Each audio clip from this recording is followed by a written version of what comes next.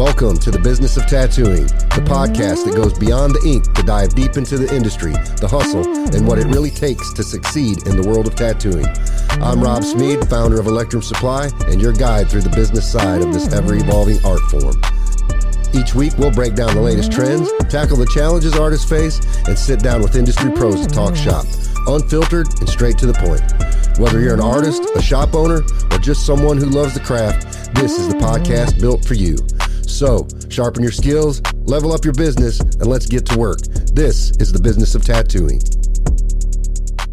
Glad that you could make it and do the podcast with me. So thanks for making some time. Sorry for the... I've been wanting to do this with you for a while now. Like, I've been seeing what you're doing, and I love anyone normalizing business education and theory in tattooing, you know? Yeah, it's important for sure. And it's definitely a good time to talk about stuff because there's definitely a lot going on in the tattoo world today for sure. So, yeah, I was just talking to a guy from the Netherlands, and he was just talking about how, you know, he's been trying to market himself more and do some of the things that I teach on Instagram. And the other artists at his shop just kind of like, their thinking is like, if you have to market yourself, that's a sign that like your tattoos aren't good enough or something like that. Like that's the mentality, the mindset around it.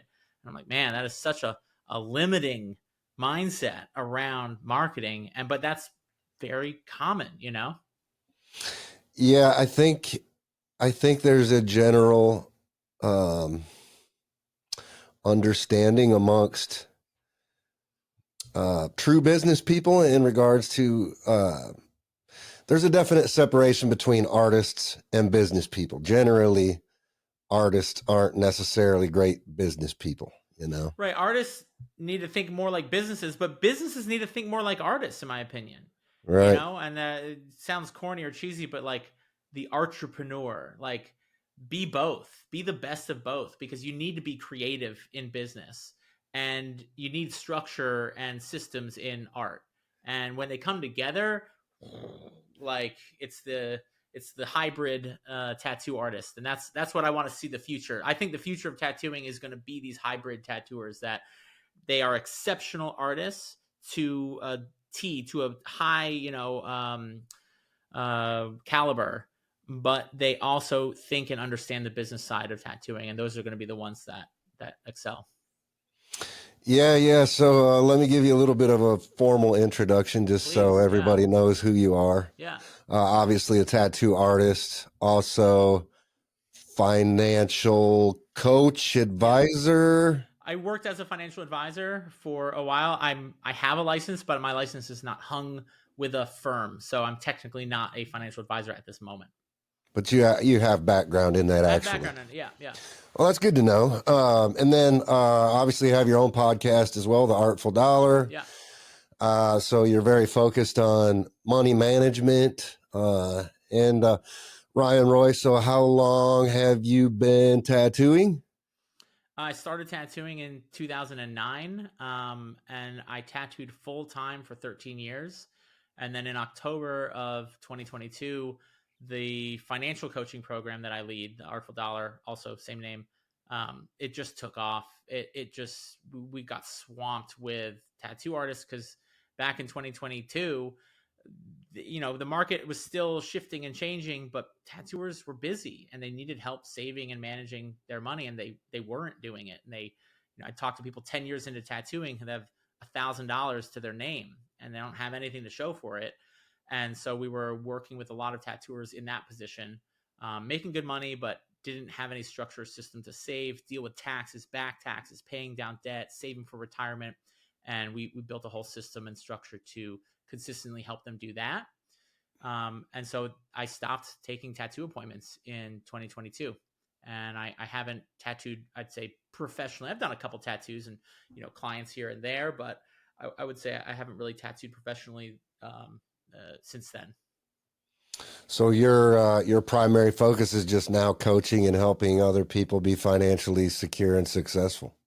Yeah. So then in 2023, we were just noticing a lot of the tattooers that we were meeting with were not in the position where they were making enough money to really feel secure. They needed more help with marketing education. I've been studying marketing for years while I was a tattooer and owning my own shop, trying to understand, what strategies I could do. Because it was a private studio. I had to find my clients, go out, hunt them, kill them, drag them home, and eat them if I wanted to keep a roof over my head. And then in building the coaching business, I pretty much invested an Ivy League college education amount of money in marketing education myself. And so we started the Artful Marketer, which is the marketing program that we offer as well. And so we help tattooers make more money, and we help them save and invest that money for the future. That's awesome. I read a statistic, and I don't know if this is true, but says that you built your coaching business, and after you did that, you were generating around $100,000 a month in revenue. Is that a true statement? It's true. Yeah, we have had months where we've done over 100K. We did over $1 million in total revenue in 2023. We did just under $1 million in 2024. And it's because I understand. I'll tell you this, selling coaching programs to tattoo artists is not easy. There's a lot of people that are skeptical, and rightfully so, because there's a lot of bullshit out there. And being that the world of business and finance and marketing is new to tattooers, people are naturally suspicious of things that they're not familiar with. So I don't blame them. Look, if I saw me on Instagram and podcasts talking about these things when I was tattooing full time, if I saw someone doing that, I would think the same thing. I think, who the hell is this guy? What's his deal? Oh, he's just trying to make a cash grab. So yes, the company has generated, and I have a lot of employees. I mean, our weekly payroll is $10,000 a week. So I have a lot of people that help me do this. The more exciting part, like, that's all fine and dandy, but the fact that we've worked with over 600 tattooers around the world, the fact that we have dozens of case studies of tattooers that have never saved $1,000 in their entire 10 plus year career, now have 20, 30, 40,000, now buying their first home, owning multiple shops, they're marketing themselves, they're having fun marketing, and they're having fun making more money, and they've completely transformed their whole relationship with business. That impacts their kids' lives, their spouses' lives, their families' lives. That, to me, is a far more exciting statistic, and the revenue is just a side effect of providing that kind of value for our clients.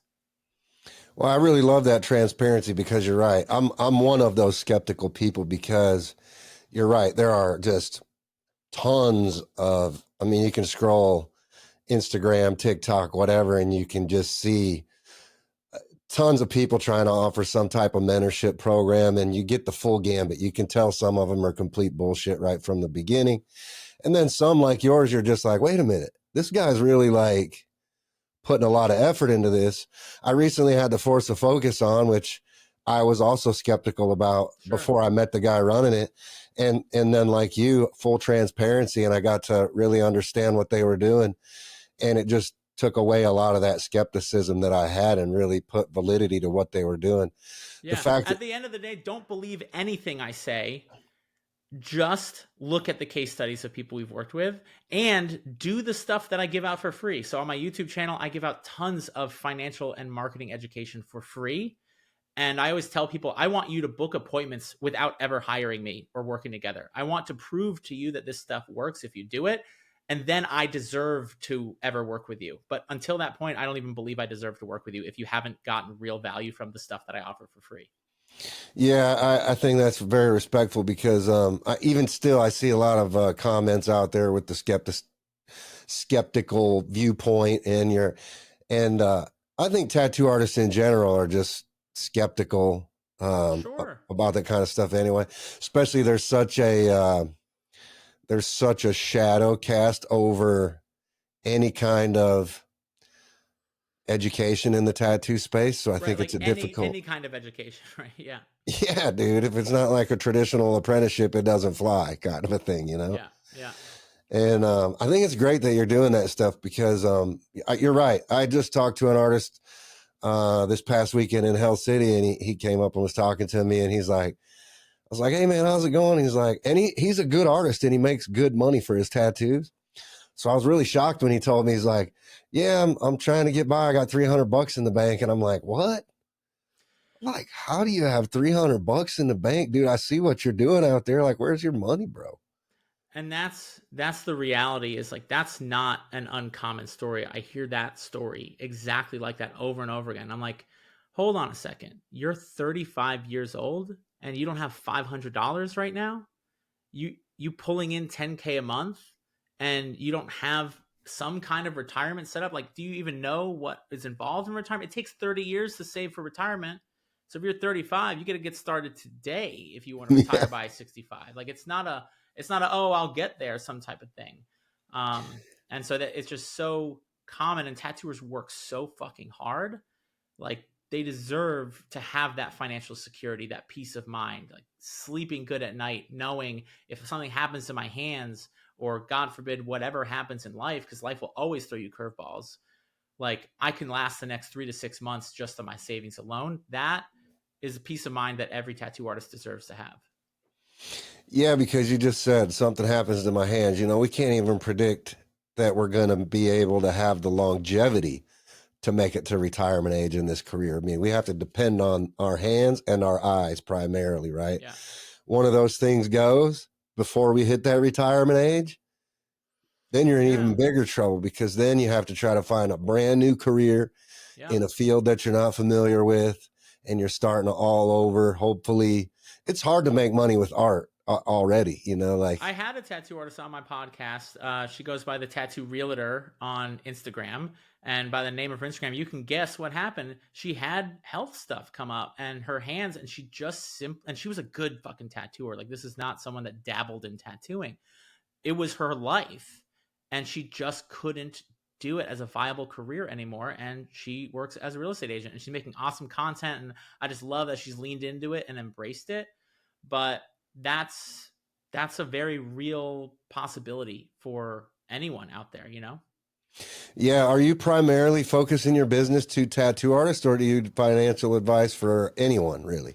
So the Artful Dollar program, we have had people that are not tattoo artists do that program. I've had therapists, psychologists, photographers, barbers, dancers. I've had all kinds of people, but it is 99% tattooers, because that's who my marketing speaks to mostly.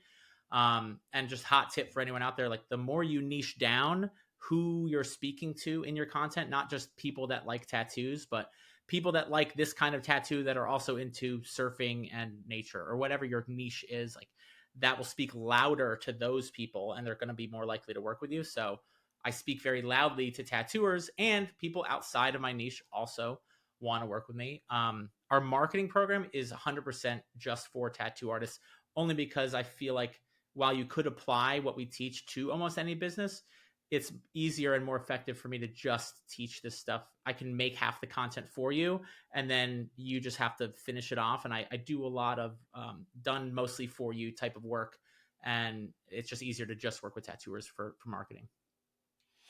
So what's been your biggest success story? Who's been your biggest, who's Oh, that man. client that you're the most proud of, and the Yeah. biggest feather in your cap? Um, So there are quite a few. I would say two of the tattooers that I was particularly honored to get to work with, who have been through my whole Artful Dollar program. One is Nick Baxter. I have so much admiration and respect for him as an artist, and who he is as a human being. He's been through the whole Artful Dollar program, and gave us a great testimonial case study. Michael J. Kelly has always been one of my favorite tattoo artists, black and gray tattooer. And he, super talented artist.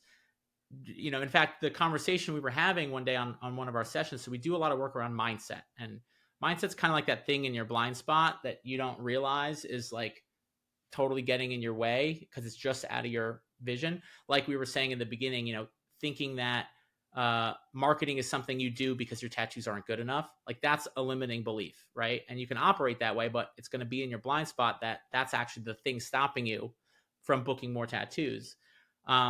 Michael said, he's like, I said, what's your relationship with tattooing? When you sit down to tattoo, who are you? And he's like, I am bold and I'm professional and I take risks. And I said, okay, cool. Who are you around money? What's your way of being around money? And he said, childish and immature. And I said, okay, great, perfect. So if you sat down to tattoo and who you were being was childish and immature, how would that go? How well would that go? He said, oh, that wouldn't go very well at all. All right, cool. What if you sat down to deal with money and who you were being was bold and professional? How well would that go? He's like, actually, yeah, that would be great. Actually, that I never thought about it that way. And so it's these reframes, these mindset shifts that, in my opinion, make the biggest difference. And then it's the tangible systems, the automation, the management of money. So I teach an automated way of managing money so that your budget sticks to you rather than you needing to stick to it. Because I ain't sticking to a budget. I've never been able to do that. But I have a system that sticks to me. And that way I just simply can't fuck it up that bad. That's my whole philosophy, because I'm a knucklehead tattooer. I've always been, ADHD, scrambling. Without my systems and structure, my life just devolves into chaos. So those are the two tattooers but I've worked with so many. Bud McPherson, Chris Cockrell are just two people that I've worked with over the past couple of years. Chris Cockrell was a 20-year tattooer. Bud McPherson also tattooed a long time, traditional Japanese tattooers. And they had this idea like, oh man, can you really teach an old dog new tricks? I've been doing it this way. I don't take pictures of myself. I don't market myself. And I make marketing fun, because if you're not having fun with it, you're not going to do it consistently.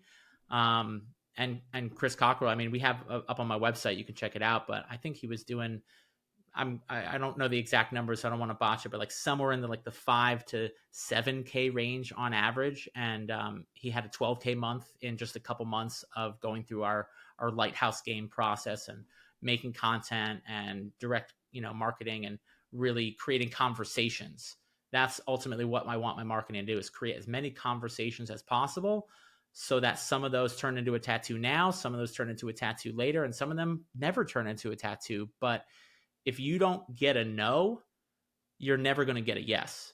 And so I want to get as many no's as possible. I want to get as many people not interested as I can, because then I'm going to get more people that are actually interested. But if you're afraid to get a no, or you're afraid to bother someone or whatever, then you're really limiting how many people you'll ultimately reach with your marketing. Yeah. So you're not only teaching people how to manage their money better, but you're teaching them how to make more money. Yeah, through the marketing program. That's the Artful Marketer. Yeah. Yeah, that's cool. That's super cool. I'm not very good at managing money either, dude. I could tell you, I never have been. Even though I tell this story all the time to people. Like when I was a kid, my grandfather really tried to instill financial stability in my mind, and I love that word, mindset. That's like a word that's always in the forefront of my focal point all the time. So that's a very powerful word. I agree with you.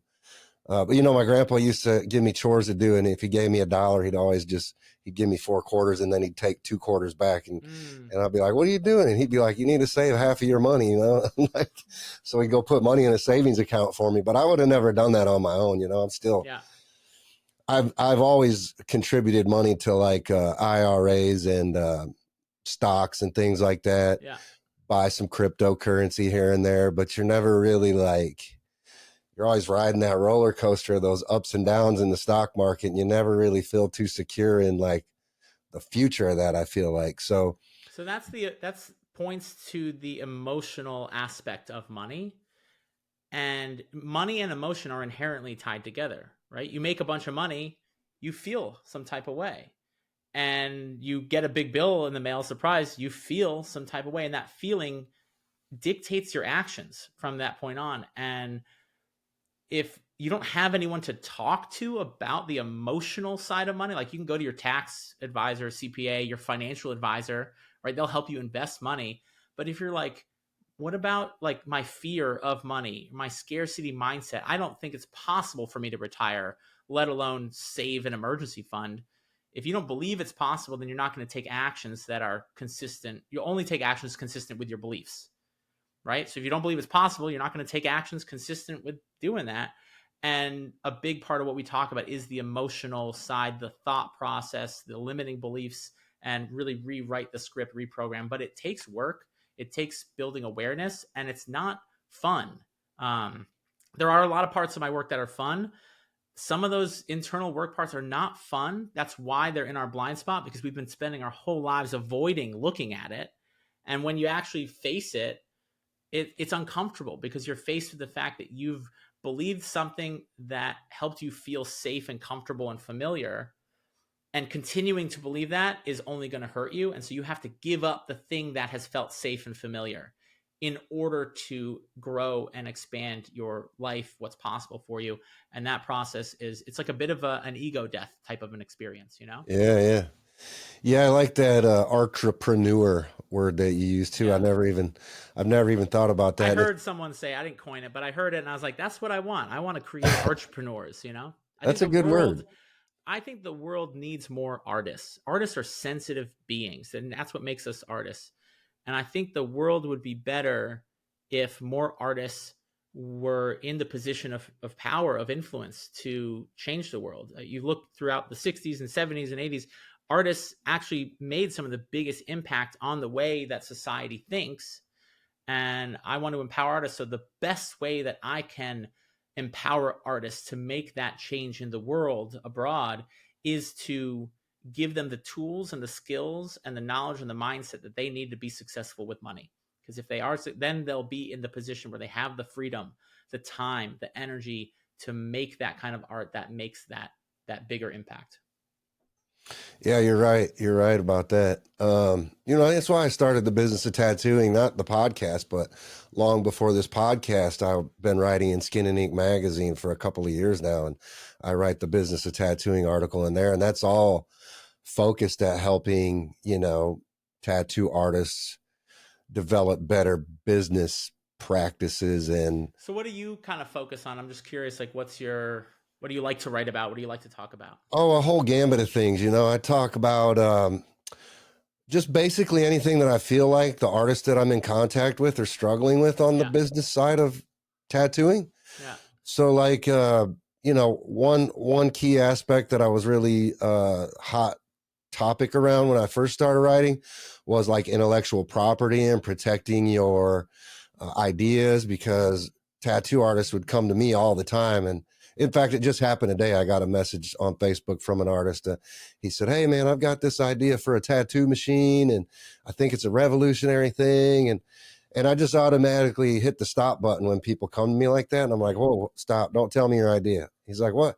I'm excited and I get it. And I'm like, "But yeah, you need NDAs. You got to get a patent in place. You got to protect yourself, because there's a lot of pirates out here in the ocean that will just steal your ideas." I hate to say that, but it's the truth. That's the way the world works. So, I try to write about things like that and just educate artists on how to protect their business and their, intellectual property and their ideas. Gotcha.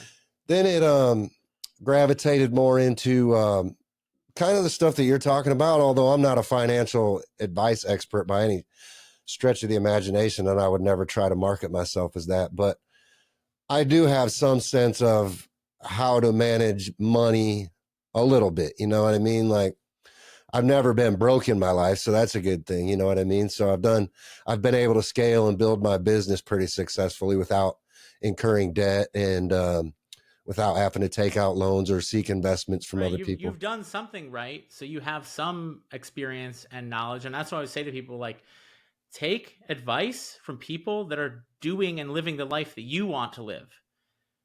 So a lot of tattooers are taking advice from older tattooers, but look in their bank accounts, look at their books, look at the life that they're living. And if they're not living the life that you want, if they don't have the things to show for the work that they've done, then maybe they're the wrong person. I'm not saying maybe they're perfectly happy. That's fine. It just might not be the right advice for you. So be very careful with who you take advice from, and make sure that it's people who have walked the walk and have the tangible proof results to show for it. Yeah, I was just listening to Warren Buffett the other day, and he was saying, surround yourself with people that are better than you if you want to be better, right? Oh, yeah. And it was I actually surprised I had never heard that from him before, because I listen to Warren Buffett all the time. I love Warren Buffett. And I think I also hear a lot of tattooers judging wealthy people. And obviously he's one of the wealthiest people on the planet. But if you watch documentaries about this guy, like, he seems like a fucking cool dude. Like, I would love to hang out with him. He seems like he's funny. He's got a sense of humor. He's a very caring guy, and his perspective on the world, I think everyone, no matter what your income level, just getting 10%, 5%, 1% thinking the way that Warren Buffett thinks would improve your quality of life tenfold. Yeah, but he didn't get that way by default. No, He's a living testament to the advice that he gives. You he know what I is. mean? Yeah. It's like, and so that's why I respect him. And you're right. His viewpoint on the world is pretty spot on. Mainly, he has a very long-term perspective. So he thinks very long-term, and then he takes actions in the short term that are in alignment with that long-term view. Whereas most people, I think, are just taking actions that are in alignment with how do I get to the end of the month without dying. Right. Yeah. So I thought it was cool. And ultimately, I mean, that's what, that's what I'm hoping to accomplish with the podcast now, is just surrounding myself with people that have a broader perspective and can impart that on me and our listeners and really help improve the tattoo community in general, by doing so. And I thought long and hard, I was like, well, I could get like all the famous tattoo artists on the podcast. Sure. I feel like that's what every podcast in the tattoo space is about, And so I want to focus on different things that are just geared at making artists better and having some transparency in relation to the business side of the tattoo industry and kind of what goes on behind the scenes from the business side, from the manufacturer's perspective. So it's been very good for me. We're both involved with the APT now. So that's how we met. And I'm repping my shirt. Yeah. How's that going? It's going good. I was just elected to be on the board. Oh, you did? Yeah. Well, congrats. They asked me to run, and I was like, ooh, like, I don't know if, like, my main hesitation was like, I'm a busy guy. I've got a kid. I'm a single parent half the week. I'm running a company. I have all these employees and clients all around the world. And I was like, I don't want to let the APT down. And, I just talked to Tyson and Sean, the president, and a couple people to be like, what do you really need from me? And I think what they're excited about is my expertise in marketing and, growing a business. I've made a couple tweaks to the APT in my time volunteering that made a wild, massive difference in renewals and enrollment and everything like that. And so that's what they're, hoping to have me contribute as a board member is, helping the organization grow, because the more members the APT has, the more they can, one, speak on behalf of tattooers, right? That's ultimately, if anyone's like, what's the APT, the Association of Professional Tattooers? It is regulation with representation. So we are against regulation without representation on behalf of the tattooers. So the APT is kind of like the megaphone voice of the tattoo, the craft, the tattooers. And I like to separate, there's the industry, but then there's also the trade, and then there's the craft. They're influencing each other, but they're also different things. The ABT is out there to speak on behalf of boots on the ground tattoo artists to make sure that the regulations being passed down the line are benefiting tattooing, because we do need regulation. We just don't want it being created by people that know nothing about tattooing. And so it's really there to protect the future of tattooing and to uphold the history, and educate people on the things that we don't want lost to all the changes that are happening. So I am so honored to be able to serve and help that organization that I believe is making tattooing better and leaving it better than you found it. So I'll put a big plug for anyone that wants to join, or anyone that wants to leave tattooing better than you found it. If that's important to you, you absolutely need to join the APT. There's a community of tattooers. There are weekly meetings, and there's ways to get involved very simply. And there's ways to just, pay it. It's like $125 a year. It's nothing. And even that makes a huge difference. So sign up today, join today. No, I'm honored to be a part of it too. Congrats on making the board. That's awesome. Thank you. Yeah, we're on a lot of the same meetings, and we're in the chat communities together. So I see all the stuff that you're doing out there. And, obviously I'm with Sean on the AFDO calls. And so the regulatory side of things, I'm very entrenched in. There's a lot of challenges in the tattoo industry for sure today. What do you think is the biggest challenge facing the industry in 2025?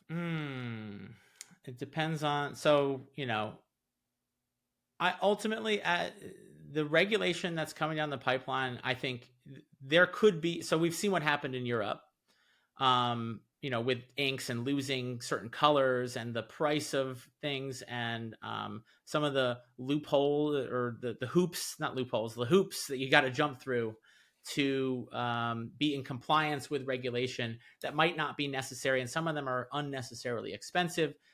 All those things could greatly impact tattoo, the craft of tattooing, the trade of tattooing, the industry of tattooing. Um, and then, you've got AI, which everyone's terrified of. And the reality is that in the next 10 to 15 years, like, you're going to have fully automated tattoo shops, meaning you walk in there, you pick a design off a screen, you stick your arm in a thing, and a robot does your tattoo. And that's going to be a thing. I don't know who would want that. Personally, I would never want to get a tattoo from a robot. I love the personal experience of getting tattooed. Also, I got my hand blasted for 5 fucking hours. Like, to know that the guy doing the tattoo, his whole face is fucking, half his face is blacked out. To know that he knows the pain I'm going through makes it easier to go through the pain of getting tattooed.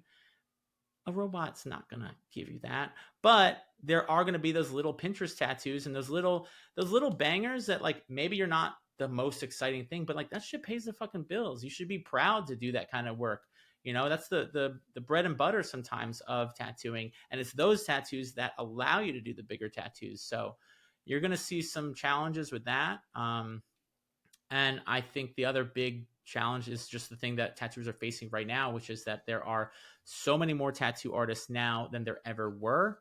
And there are only going to continue to be more tattoo artists. And you're not competing against the, the 1 year tattooer that barely knows how to pull a straight line. No, you're competing with like the 20 or 40 other incredibly skilled tattoo artists that are just as good or better than you are, that are also in your city. And so how do you position your marketing to stand out so that more of the eyeballs that would otherwise go to those people end up going to you? And that's a skill that most tattooers know little to nothing about. And if I can learn it, I promise you, you can learn it. Like, I hated marketing. I hated money. I resist. That's why I became a tattoo artist, right? Yeah. If I can do it, you can do it. And it's just a skill. And once you develop the skill and the mindset for it, and you start to understand the psychology behind it, I swear to God, it gets fun. You start having fun making content.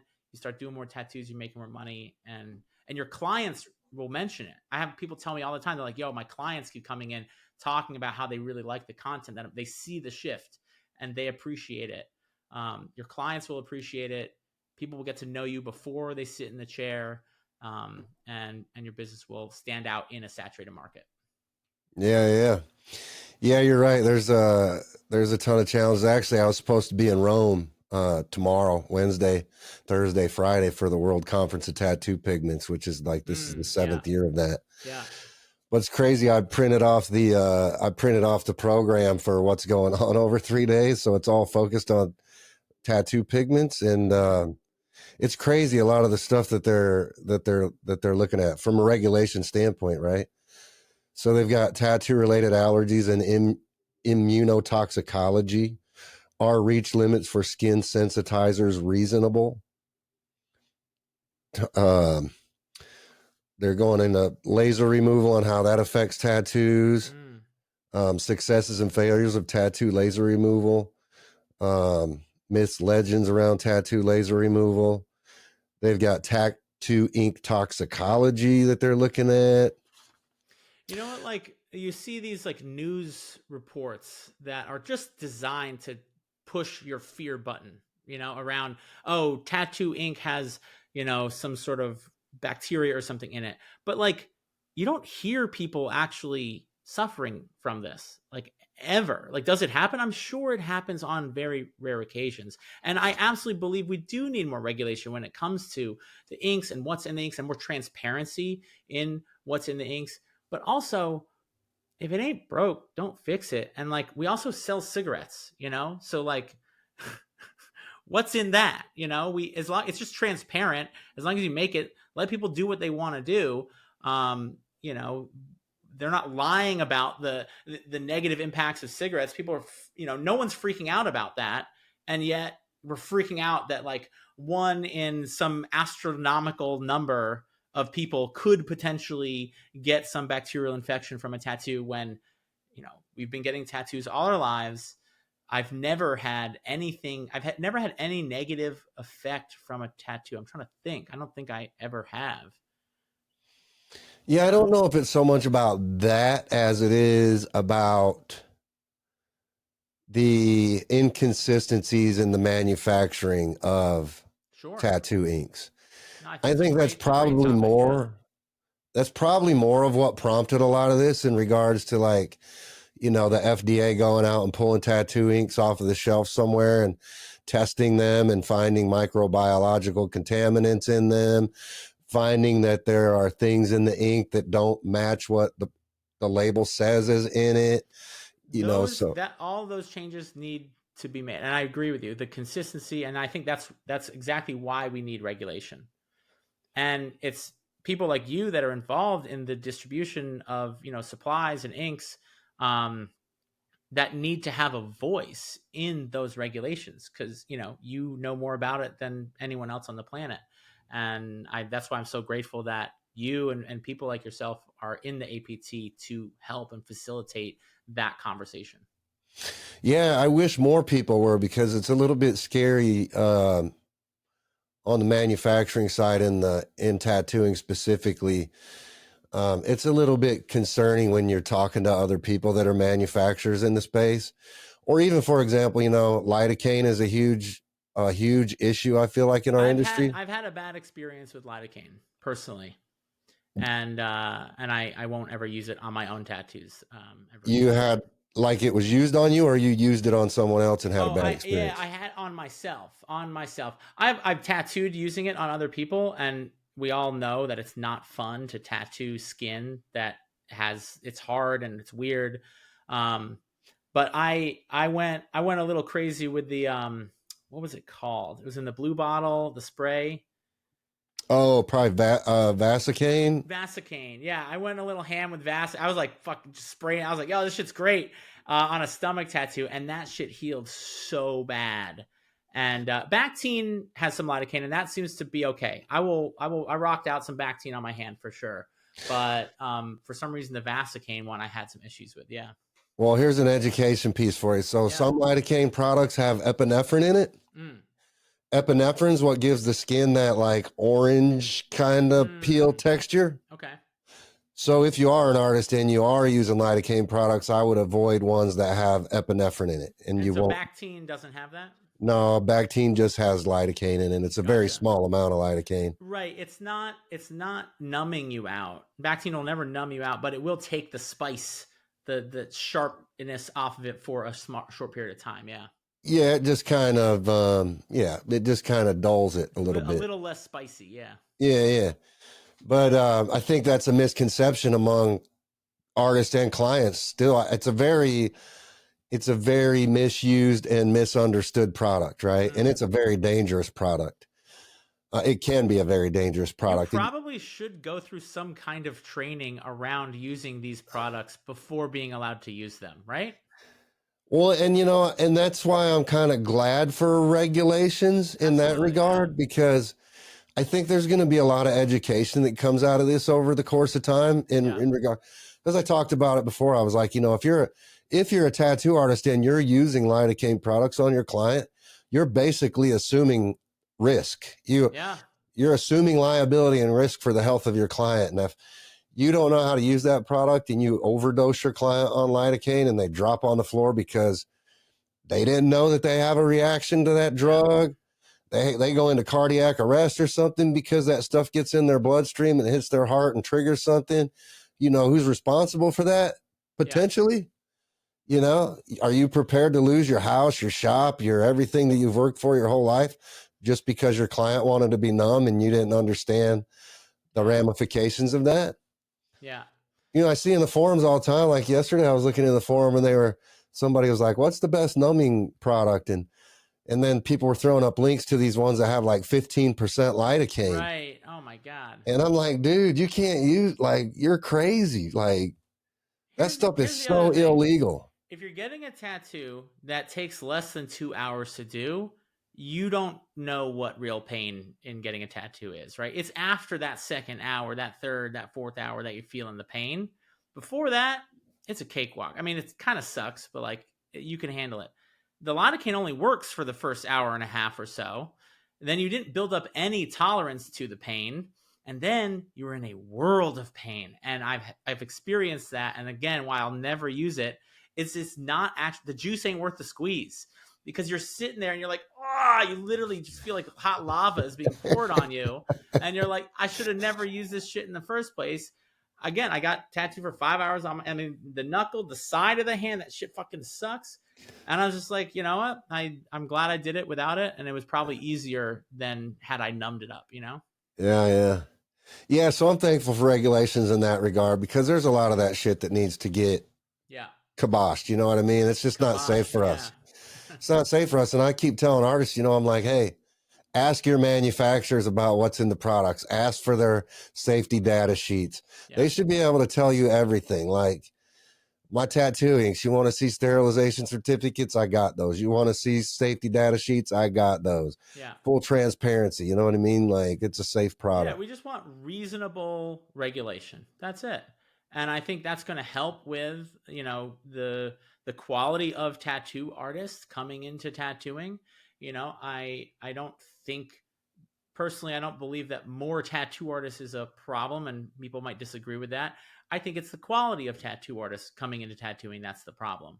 And I think if you had better regulation, there would be some kind of standard, not just on like the supplies and inks we use, but the the government is looking for insight into, they're looking to actually get tattooing qualified as a trade, a professional trade, like any other trade. And you could get access to grants and all kinds of other government programs if tattooing was recognized as a trade.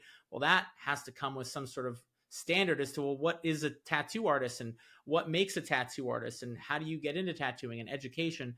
And they're seeking guidance on those things. What does an apprenticeship look like? What does an education look like? Without the APT, you know who's going to come up with those regulations? The tattoo schools. Mm-hmm. And most of them, and I'm not going to speak on behalf of all of them, but most of them are just a cash grab by people that are more interested in how many heads can I fill in the class than what's the quality of this education. And so they're going to want to reduce the standards. And I do believe we need to uphold a high standard of entry for tattooing.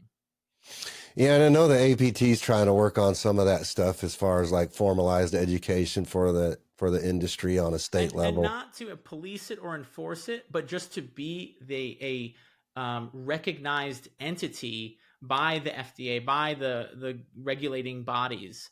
Because again, if they don't listen, the APT doesn't have any skin in the game. They're not a biased. They don't offer for sale tattoo education, right? And so there's no conflict of interest. And I think that's why it's so important that the APT speak with the regulating bodies to create these regulations, because again, they don't have anything to profit or lose. They just want to uphold proper standards.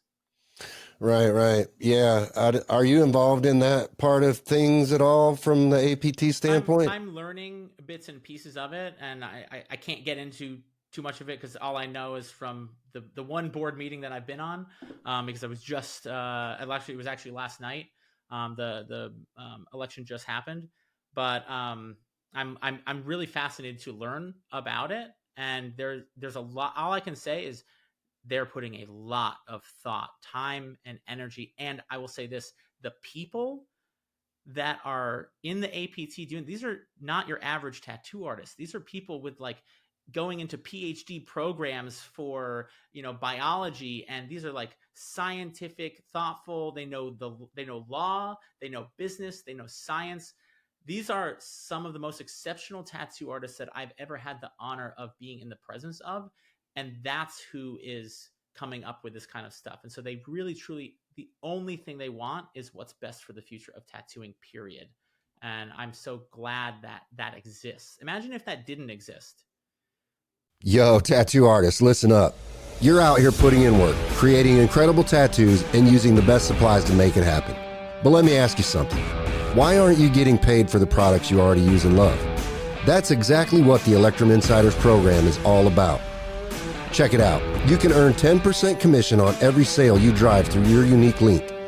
You can also save 20% on every order you place, or hook up your friends with the same discount.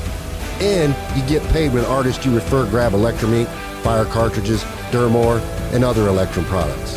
Think about it. You're already using Electrum products, you're already talking about what works, you're already tagging Electrum in your posts. So why not turn that into cash? No sign-up fees, no hoops to jump through, just an easy way to make extra money while saving on the supplies you already buy. And if you've got clients, followers, or artist friends who trust your recommendations, this is a no-brainer. You could be stacking passive income just by sharing what you'd be talking about anyway. So stop giving away free promo and start getting paid for what you already do.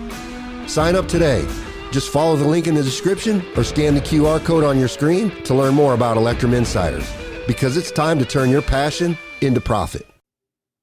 What would happen to tattooing in 10 years from now if you didn't have people like that gathering together? It's a non-for-profit organization. I'm not paid. None of us are paid. There's one employee, Julie. Shout out to Julie for being the master overlord wizard of helping this organization of tattoo artists, keep it all together. But imagine what would happen in the future if we didn't have that. Who's it going to be left up to? It's going to be left up to people in government who they don't know anything, and the lobbyists that are going to lobby for whatever laws they want passed. And then it's going to be up to the tattoo schools who are, going to have the funds and the loudest mouths to get whatever regulation they want passed. And I don't think we want either of those entities creating regulation for the future of tattooing. No, because like you said, the difference is they do have a vested interest in making things go one way. The lobbyists and the schools, exactly. Whatever you want to say about them is, I'm not even commenting on that. I want a body of knowledgeable, experienced tattoo artists who don't have any skin in the game, but all they want is what's best for the future of tattooing. I want that to be the voice of tattooing. Yeah, I'm going to try to get Sean Anderson on here because I feel like he'd be a great guest to have on the podcast. He's a riot too. He's I've had a couple one-on-one conversations with him since getting nominated and elected, and I don't know what my preconceived notions or thoughts of the guy. I mean, he's been tattooing forever. He's definitely, from the older school, and he's been on the board and president of ABT, but he is such a high caliber of human being. He is rooted in tradition, but open to new perspectives and embracing of that while honoring everything that makes tattooing great. That's all I can say about Sean. And it's been a privilege to just get to know him and serve with him. Yeah, I feel like that's such a rare thing today. I feel like it's always been that way, right? Like the guys that are rooted in tradition are typically stuck in tradition, and like, right. Yeah. Yeah. It's a very hard line, right? Like, in my experience, it's a very hard line. It's not very often where you'll come across an artist that has that progressionary thought process, and is open to those kinds of things, so it's refreshing. And you can get so excited about new changes and things like that. And I'm definitely leaning more towards, open, new things in tattooing, but it's going to take both of those perspectives together. I'm glad I'm not in charge of the APT, I'm glad I have people that think differently. And that's what's cool on the board meeting calls. So many people don't agree with each other. And it's like the most civil conversation and respectful conversation you've ever seen. No one is calling each other out or anything. And that's what you want. You want that kind of civil discourse where different perspectives are welcomed. And then at the end of the day, we take a vote, and whatever gets passed passes. And that's it, Yeah, and I think it's important too for people that are listening that are engaged in the APT and have interest in that. It's also, I think, important to note that it's not just all business. There's a whole entire a community website where you can post tattoos which I and helped get, I helped get set up because I was yeah. volunteering with the membership committee, and so I have experience creating online communities. We set up that community so you get membership there. You can, oh my god, if you want to do a guest spot, you got a question, you want to know how do I put on this weird stencil, or you break something and you don't want to go to like tattoo shop talk on Facebook because you're going to get a whole bunch of beratement and weird answers. Go to the APT circle community, ask people that they're all rooting for each other to win. And I made a post today on Threads. It was like the tattoo artists you're surrounded with are either rooting for you to win and supporting you in your growth, your personal and professional growth, or they're judging you for it. Right? Yeah. It's one of two things. The APT is a community of tattooers that are all rooting for you to win, regardless of where you come from, how long you've been tattooing, what your background is. If you're looking for that supportive community, man, you will find it in the APT. Yeah, it's a real stark contrast. Also have they have a lot of breakout stuff like the Monday Mojo meetups every Monday night. Yeah. Those are fun. Those are They just have seminars just for, in fact, I think they have one with not the Sailor Jerry, but Sailor I can't, man, I'm messing it up right now. They have an interview here. Wait, now I got to get it. yeah, look it up. I'll look it up. We need a producer in the background pulling up all this stuff while we're talking. Right, like on Rogan. Like, hey, Sam, or whatever it is. Yeah, I'm hoping my podcast gets big enough that I can afford to have that sometime. Professional studio with the engineering here. It'd be great. Hell yeah. It is a Sailor Jerry though, right? It is, but not the Sailor Jerry that is no longer with us. With her, I think he's from Canada. I want to get the right info, so I'm not talking out of my ass here. Where are the events? I'm on the circle. Oh wait, here we go. Ask the Legend live with Sailor Jerry Swallow. That's what it is. Yeah, that's right. Sailor Jerry Swallow. He's a Canadian tattoo artist, often confused with the late American tattoo legend Sailor Jerry Collins. Despite persistent rumors, Swallow did not steal the name. He earned the nickname as a young boy after a playful encounter with a drunken sailor. So, they do these events. They get these guest speakers to speak on all sorts of different topics and history of tattooing. And this is exclusive for once you join the ABT. I mean, again, it's the deal of the century. It's $125 for a year. I keep pushing them to raise the price. Obviously, I'm the entrepreneur. But you get locked into that, and then you get to come to all these seminars. You get this community. I mean, it's kind of the best deal out there when it comes to online communities for tattoo artists. Yeah, I love it. I got to be the Indiana State rep, so I'm happy about that. So that's been fun for me. I love the APT. It's been a breath of fresh air for me because I tried to be. There's been a few, like the CTS tried to get formed for a while there. There have been a couple attempts at doing things like this, but the APT's been around for a really long time. And I just feel like it is truly the Alliance of Professional Tattooists, and it really is. Like you said, it's a very safe space. It's a very progressive space. It's very, very geared at it's a progressive space rooted in tradition, which is so rare, and that's what makes it so fucking cool. Yeah, I love it. I love seeing the momentum behind it, and I love seeing guys like you involved in it. And it certainly strengthens the community to have, like you said, the diverse offerings of the community, like you on the financial side, marketing side, and the scientific smart people, and just you would never uncover those rocks on your own. So just have all that collectively in one space is such a valuable resource. And like you said, it's so cheap to be a member of the APT. Yeah. I mean, I honestly, I'm like, if you are in America, if you tattoo in America, even if you don't volunteer or go to any of the meetings or anything or do anything with it, I'm like, why are you not just a member? Like, why don't you just pay your dues? And, everyone's talking about paying your dues. Like, why don't you literally pay your dues and just support an organization that is helping protect the thing that pays your bills? Why don't you just help it out, Right. I could come on this podcast and talk about my business all day and promote myself. I don't get anything from the APT. I just love tattooing. I love that organization. And I have nothing to gain or lose whether you join it. I just think that it truly is something that benefits individual tattooers, shop owners, supply chains, or supply companies, and tattooing as a whole. Yeah. So what other, obviously I know you're really busy. You're a dad. You've got your podcast. How often are you doing podcast episodes? I generally do one a week. Sometimes I think we're on episode like 66 now. I really just try to be consistent with it. Sometimes I do a solo episode. And so if you check out my podcast, so I do talk a lot about business. I also talk a lot about mindset.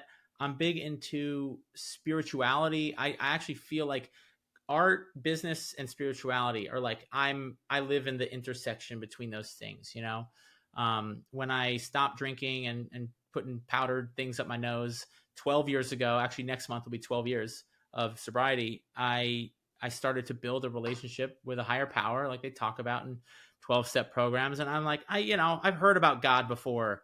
I went to Hebrew school. I grew up Jewish and Catholic, and but they were like, no, you can actually create it to be whatever you want it to be. You can actually create a relationship with a higher power that serves you living a life of freedom and peace.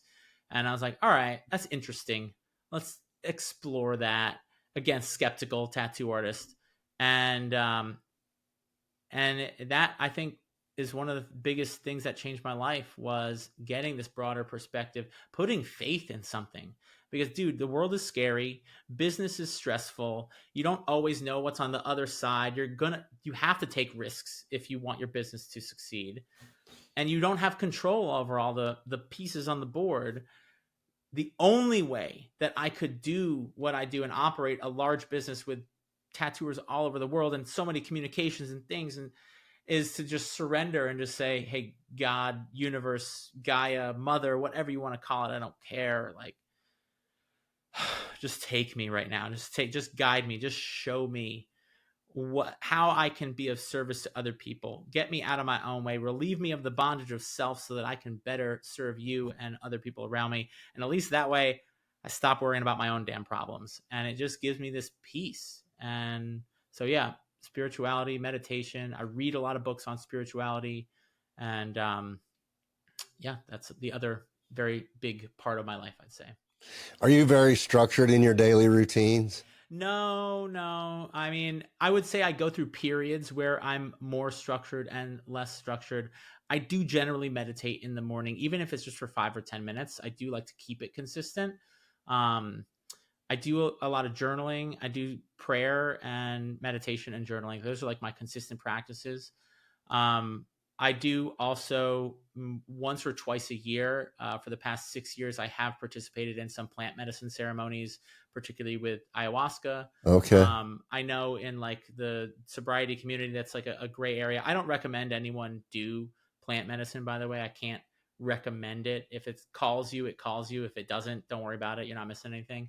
And by the way, like I feel like you listen to Joe Rogan. He's just like promoting this stuff. I'm like, yeah, what are for you, sure. do you really know what you're promoting? Like, you do drugs and alcohol to run away from your problems. You do ayahuasca to face your biggest demons up front. And like, that's not for everyone. It's not a good time. Okay. It is a liberating time, but it ain't a good time. But my life has been about doing the work. Like when they say do the work, Yeah. facing my own limitations, facing my own beliefs, facing my perspective on the world that no longer serves me, and continuing to give that up, remove everything that isn't who I truly am. And ayahuasca is just one of those spiritual access to a realm of spirituality that has brought a lot. What of was value your in my life. experience like with that? Can you talk about that a little bit? Sure, yeah. Did you go out of the country to do that? I have been out of the country. I have done it in Colombia, but the shaman, I've only worked with the same shaman for the past 6 years. And I have done ceremonies in Colombia, but he also does them here in the States as well. Okay. And like I said, I've done it maybe once or twice a year for the past 6 years, and do like 2 or 3 days in a row every night doing it. Yeah. You've done that many ayahuasca ceremonies. So it's been like over 30 individual ceremonies. Wow, that's crazy. I don't know that I've ever heard anybody doing that much. Like, Yeah, a lot of people will do it like once or twice. yeah, and that's usually And enough for honestly, them. honestly, the first time I did it, I thought that I'm like, I don't think I ever need to do this again. And then it feels like it calls you.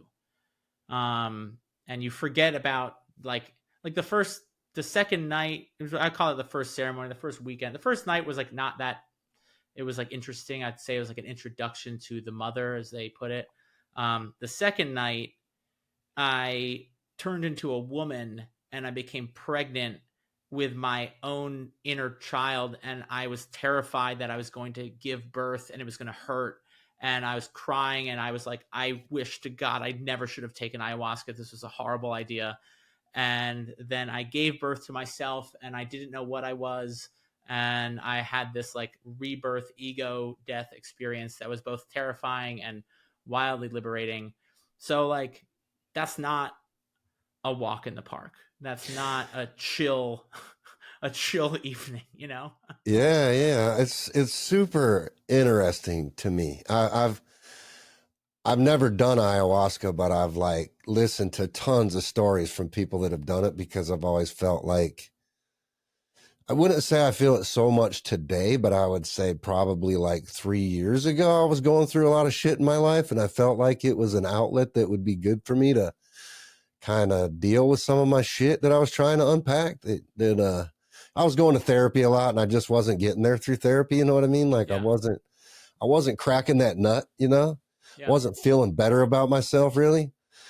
So I started like, I heard Joe Rogan talking about that stuff. And then I was like, man, maybe I need to go do this stuff. And then I was terrified. I'm still terrified, right? Like, I'm like, I don't want. It's terrifying. Anytime I go to do it and like they give you that first cup, which by the way, it tastes horrible. There is like a moment of like, we're really doing this again, you know? Like it's not, hell yeah, let's go. But Do you get sick like all the stories I heard where you're just like puking your guts out and like, yeah, sometimes.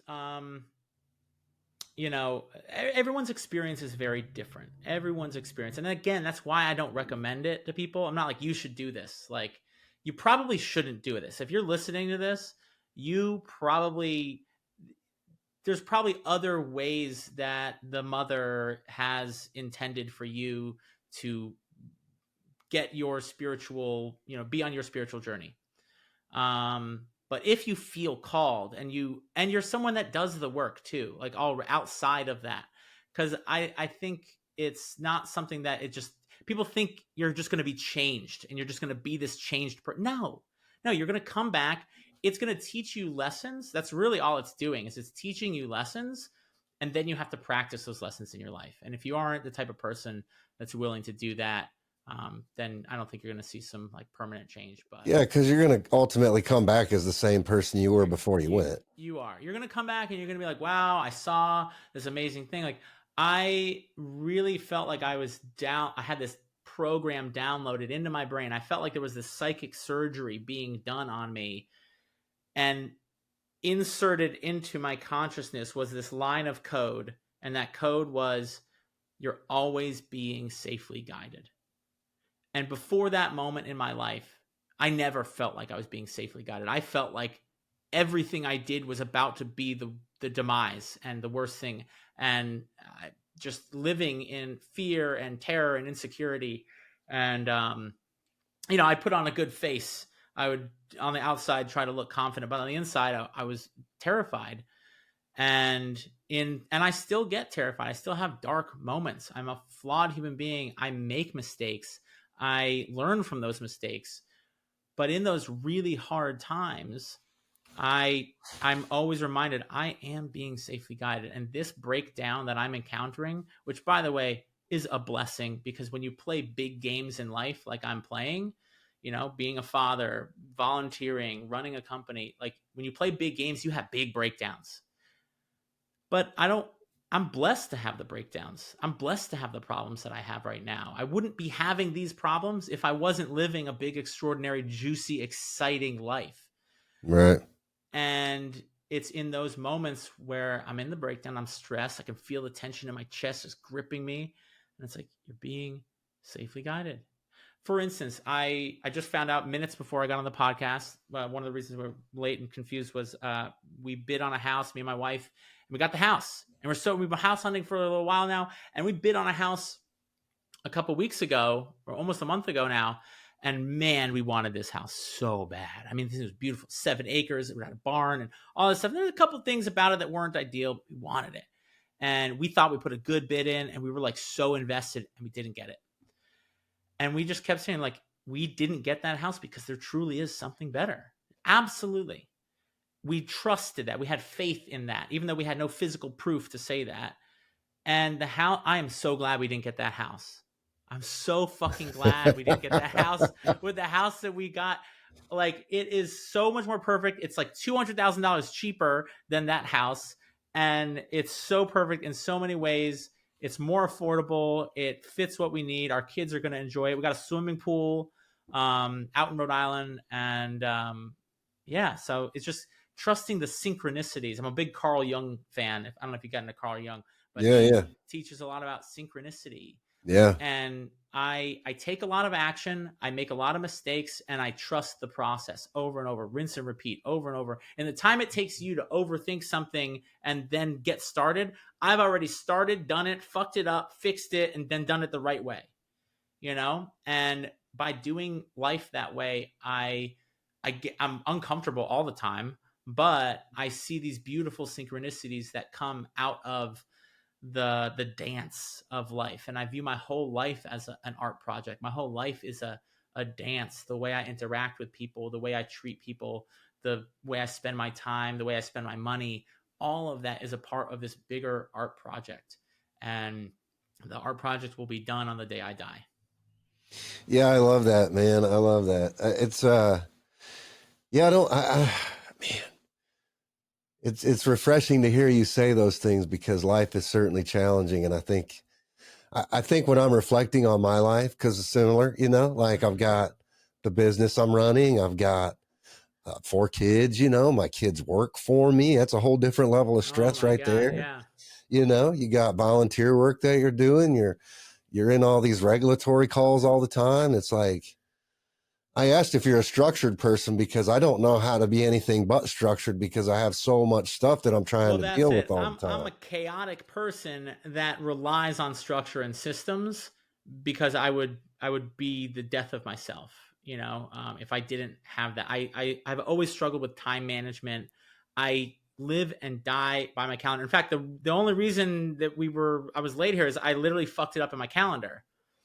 And so then it was a miscommunication. But like, if it's not in my calendar the right way every time, all the time, it ain't happening. Like, it needs to be locked in there. And structure for my money, structure for my time. And then I get more out of my money and my time when I have structure and systems that they become like, it's like bumper bowling. That's how I view it. Yeah. It just reduces the odds that I might not knock down all the pins, but I'm also not going to get a gutter ball. Yeah. That's what the structure and systems do for me. So anytime I want to fix a problem in my life, I never address the problem directly, ever.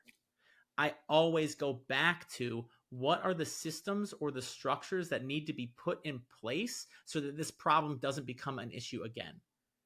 And I'm always going back to the foundation. And that's how I approach my business. I think that's how I approach tattooing in general. And I didn't even fully realize it for a long time. But what are the things that I need to put in place so that I can consistently do the thing? Because left to my own devices, I'm a fucking maniac, and it's all going to fall apart.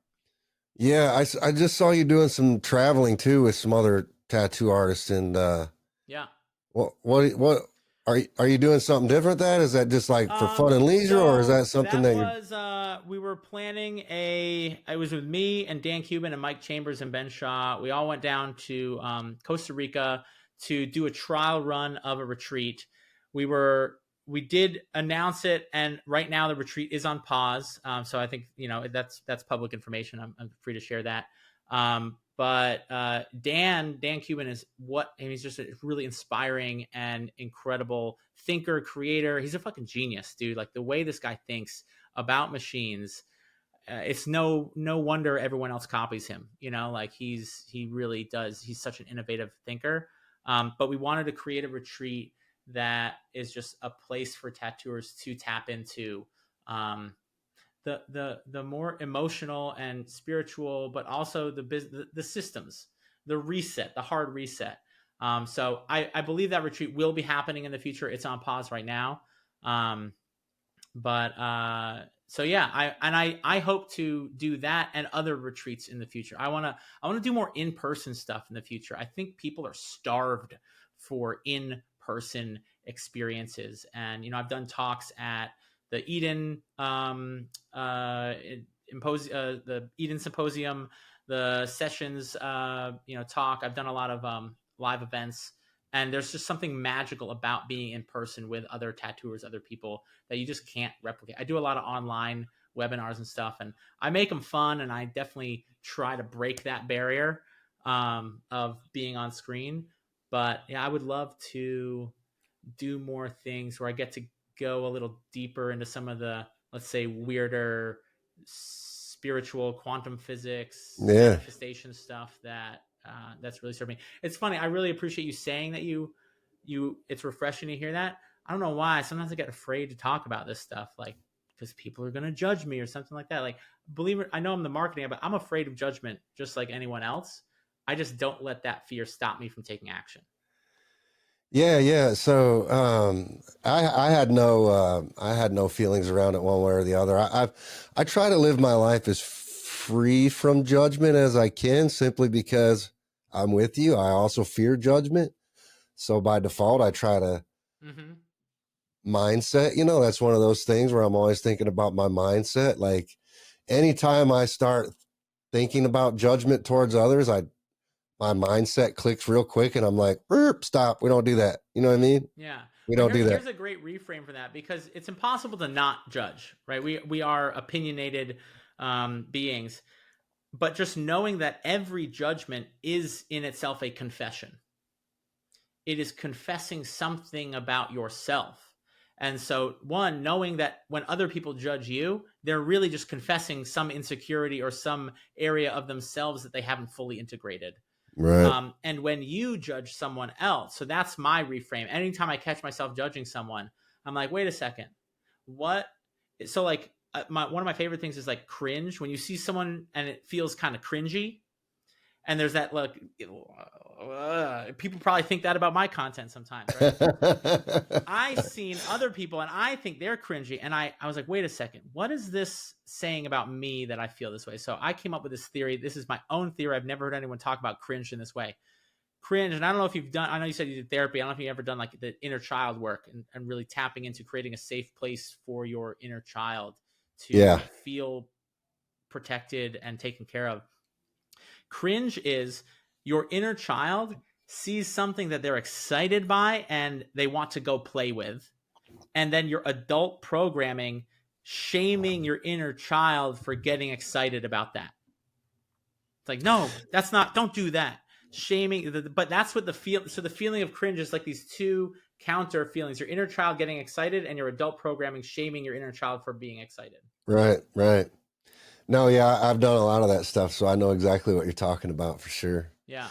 I recently was just talking about inner child work on Facebook and stuff like that. I've been trying to, I think one part of my, I think the biggest part of my personal, like, therapy never really did much for me. I just think therapists just, I think you spend a lot of money to go sit down and talk to somebody. And I would mostly agree with that statement. Have you ever tried EMDR therapy?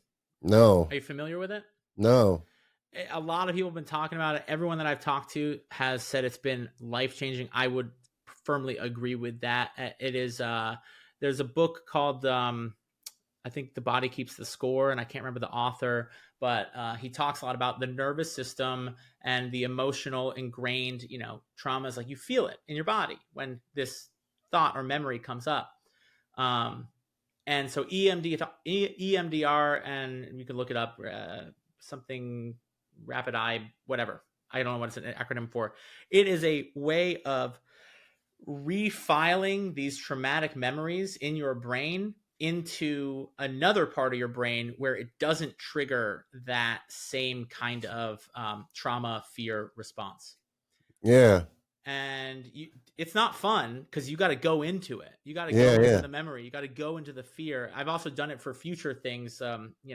As a business owner, you're always like, my business is going to fail. I'm going to go broke and I'm going to have to fire everyone and I'm going to be homeless in a week. Like your brain just does that no matter what.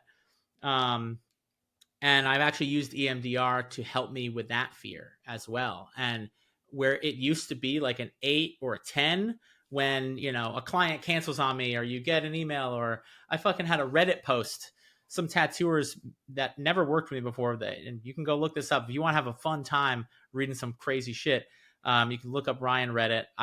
But they wrote this horrible post about me. They almost did me a favor because they went so crazy that it's like clearly unbelievable and like none of it's true, or there's weird bits of truth interwoven with total fabrication. When that happened, I was like, that's it. Tattooers are good. This is the next, big thing that all the tattooers are going to make go viral, and they're just going to hate on Ryan. Fortunately, I also did have a lot of clients I've worked with get in there and speak up for me. I didn't touch it. I was like, I'm not, but I had this, I'm like, that's it. It's over. And I'm just going to live under a bridge. And that's just it. You get in that crazy mind thought. I've used EMDR therapy to let go of that fear. It doesn't grip me the way, and that could be that, or anything could bring that fear up. I will say I'm grateful that Reddit post got made now. In the moment, I thought it was the worst thing that could ever happen because it's just like, no one likes nasty things being said about you. But now that I've kind of moved past it, I've realized I have put so much good out in the world. I have made such a difference. The proof is in the pudding. At the end of the day, like I say, don't believe a word I have to say. Go out there and watch the videos, read the things, the testimonials of people that I've worked with. Believe what they have to say. Don't believe anything that comes out of my mouth.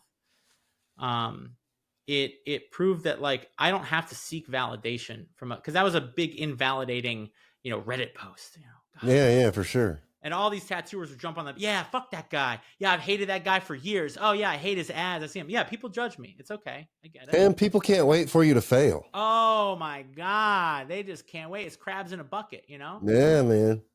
Someone actually doing something. Mr. Beast was on a podcast recently, and, he's big on YouTube or whatever, the biggest YouTube channel. But he also does a lot of philanthropic work. He, made 1,000 blind people, gave them sight, and he helps children in Africa escape child labor, stuff.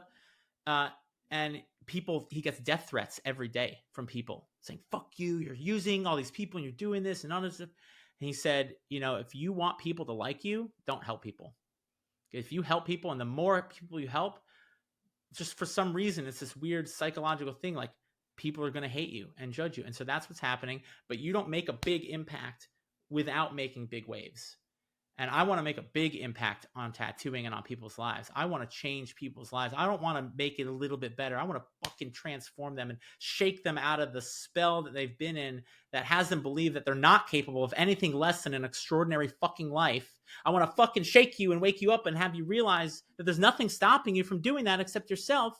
Now let's fucking do this. Right. And that's I applaud you for that. That's scary. That's I applaud you for taking that leap, man, because that requires a ton of vulnerability, man, self-sacrifice, and just really sticking your neck out there, like you said, with that Reddit post. And it's crazy. You just think back historically at all the people that have changed the world, and they're all, even still. At the time, look at Jesus.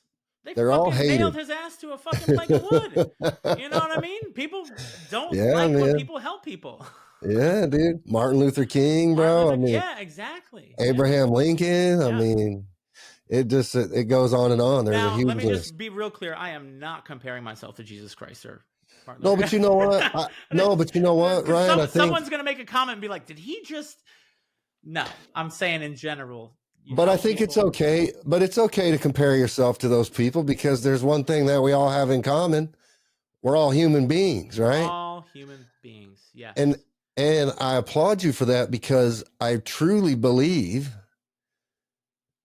as a human being, our duty as human beings is to help elevate human beings and make each other better. I Help think others. Yeah. this world's in the place that it's in because too many people are focused on all the shit that you just said instead of working on making themselves be a better person and in turn helping other people and not worrying what the fuck your neighbor thinks about your efforts. You know what I mean? Yeah. Fuck them. You know, like that's how I feel. Fuck them. Yeah. If you spend your life dedicated to making other people's lives better, you will never have to worry about making your own life better. Well, you know what? Here's a contrast kind of to that, right? I feel like I spent the better part of my early life worried so much about what everybody else thought about me Right. that I was sacrificing Yeah. who I truly was to try to make those people like me or accept me. And I think that's an Whereas important distinction to make is exactly what you say. There's people pleasing and then there's being of service. And they can be like, wait, you know, so I do think there's you need to set up boundaries. And at the end of the day, I think doing the inner work, like hearing you going seeking therapy, seeking inner child work, doing one of the best ways you can help humanity is to one, heal yourself and work through those people pleasing, because I'm guilty of that as well. Oh my God, I just want, please just like me, please, you know? well, we all do it every time we make a social media post. You know, we go back. Ooh, how many people liked my post? How many people commented? Oh God, I hope nobody said anything bad. Ooh, delete that comment. Delete that comment. I don't want everybody seeing that somebody doesn't like me. That's why I leave those comments up. I'm just like, thanks for the engagement. It's also this once you make a lot of content, you just stop caring. It actually is really freeing because you almost stop caring what people think of you when you make a ton of content. Right. Well, you don't have time. Who cares? Yeah. Who cares? Well, it's funny because when I strip away, and I feel pretty confident in saying this. I feel like when you strip away all of that ego that's attached to you and you just get down, if you go look in the mirror and you say, what is my purpose? What is my calling? What do I feel compelled to do? Really? For me personally, it's to be of service to other people. Like I feel like that's what feeds my soul the most, right? Yeah. If I exit my house today, it's why I always like to do the pay it forward kind of stuff. Just out of habit. You know, I always try to do something nice for somebody every day with no expectation of anything in return, simply because it makes me feel good inside to do those kinds of things, right? That's the payoff for me.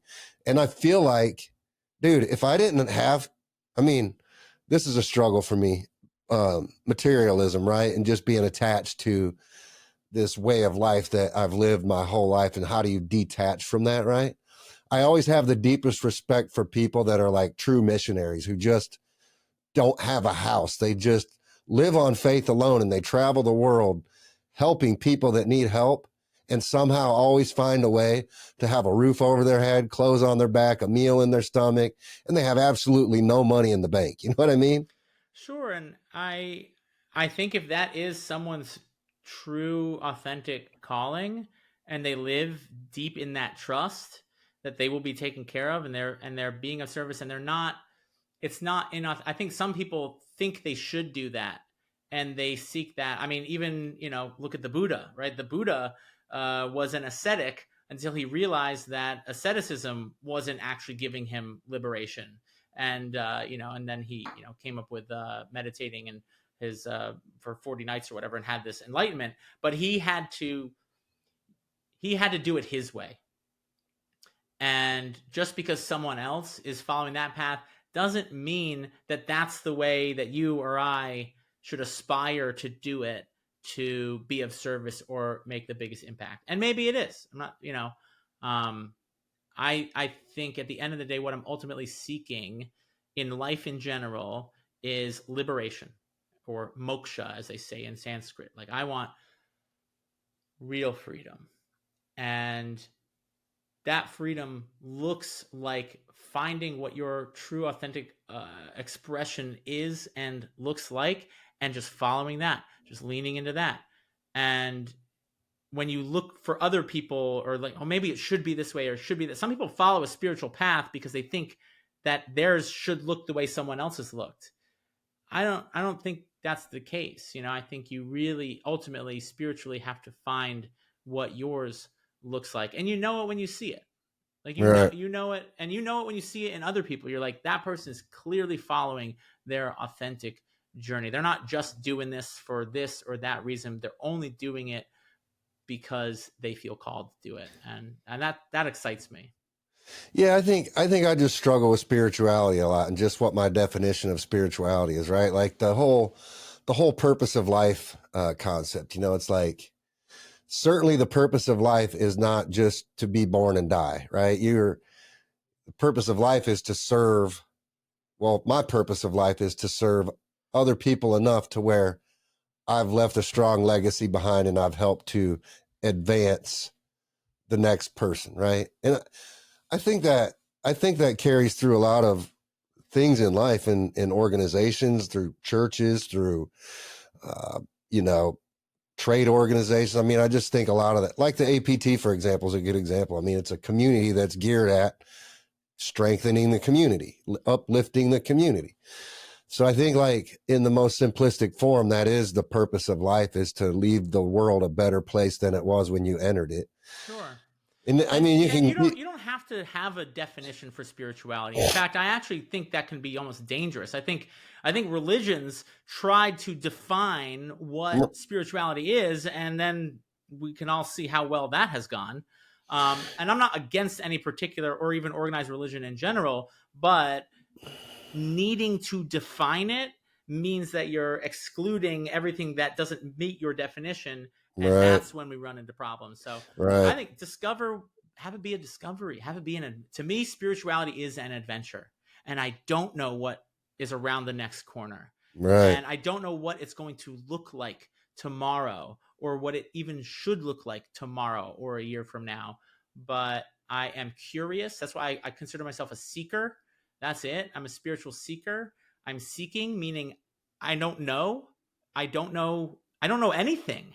I'm seeking, I'm learning, I'm sharing what I'm learning, but fuck, the shit that I learned yesterday might not serve me today or tomorrow. And so I always try to assume that beginner's mind. I never try to claim like I have some truth for anyone. I always tell people, if I say something and you try it on like a jacket, wear it, look in the mirror. If it feels good and it looks good and it makes you happy, then go out and wear it. But the minute you don't like it anymore, fucking throw it out, Yeah.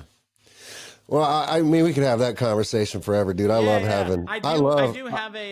talking about this stuff. I have to hop on. I actually have a client testimonial. I every week I take one client testimonial every week, because we're trying to record all of them, but I can't meet with everyone. But so I have a client to go record her experience of going through the Artful Dollar program, which I'm going to do now. Dude, this has been such a pleasure.